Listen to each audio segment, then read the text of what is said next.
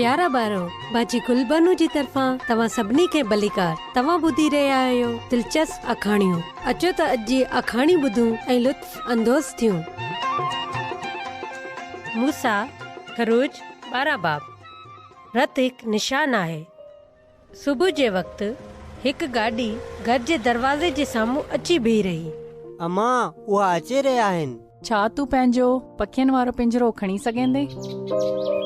वाह, छा तव्हां ॿुधी रहिया आहियो? पाण वञी रहिया आहियो?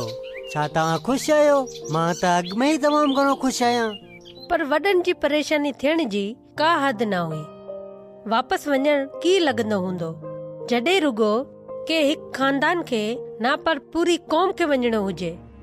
इहे तमामु घणे वक़्त खां मिस्र छॾणु चाहींदा हुआ ऐं हुते जी ग़ुलामी खां ॿाहिरि निकिरणु चाहींदा हुआ, पर फ़िरौन उन्हनि खे वञणु न ॾींदो हो। उन्हनि खे तमामु सख़्तु कमु करणो पवंदो हो। हू पंहिंजी मुश्किल में ॾींहुं ऐं राति ख़ुदा खे सॾींदा हुआ। ख़ुदा तमामु घणा मौज़ा कया, पर फ़िरौन जो दिलि सख़्तु रहियो।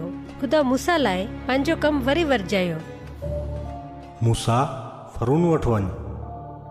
अॼु राति मां मिस्र जी सरज़मीन मां ईंदुसि ऐं हर ख़ानदान मां वॾो पुटु मरी वेंदो। शाम जे वक़्तु हिकु इसराइली ॿार पंहिंजे पीउ खे हिकु गेटे खे ज़िबा कंदे ॾिठो। बाबा, गेटी खे छो मरणो पियो? यशुआ, त जीअं तूं ज़िंदा रही सघीं, ख़ुदा ई चाहे थो। पीउ गेटे जो रतु खयो ऐं पंहिंजे दरवाज़े ते मले छॾियो, साॼे, खाॿे ऐं मथे हिसे ते। रतु हिकु निशान आहे। ख़ुदा अॼु राति पाण जे घरां वटां मटंदो ऐं जॾहिं हू रतु ॾिसंदो त असांजी हिफ़ाज़त कंदो। मूंखे गेटी लाइ ॾुख थी पियो, पर हुन सां मुंहिंजी जान बची वेंदी। हर इसराइली खानदान गेटे जो रतु पंहिंजे घरनि जे दरवाज़े ते लॻायो। यशुआ, हाणे अंदरि अचो। ऊंदाही थी चुकी आहे। कपिड़ा पाए वठो, असांखे तयारु थियणो आहे। उन्हनि बीठे बीठे खाधो खाधो। राति जे वक़्तु उन्हनि ज़ोर सां रोअण जी आवाज़ूं ॿुधियूं। हर मिस्री खानदान में वॾो पुटु मरी वियो। जेतिरो जल्दी थी सघे एतिरो मिस्र छॾे वञो। तव्हां सां तालुक रखंदड़ हर शइ खे खणे वञो। वञो हाणे। उन राति 10 लख खां वधीक मर्द, औरतूं ऐं ॿार तयारु हुआ ऐं उहे मिस्र छॾे हलिया विया। यशुआ जी जान बची वई। उनजो पीउ उनजो हथ जले वठी वञी रहियो हो।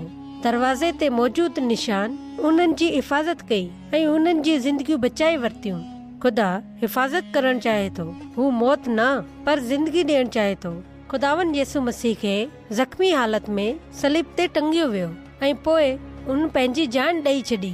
उनजो रत ही निशान हो त ख़ुदा असांखे हमेशा जी मौत खां बचाइणु चाहे थो।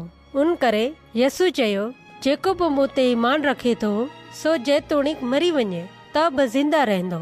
यूहन्ना 11 बाब 25 आयत। ठीकु आहे ॿारो, हाणे बाजी गुलबानो खे इजाज़त ॾियो। ख़ुदा हाफ़िज़।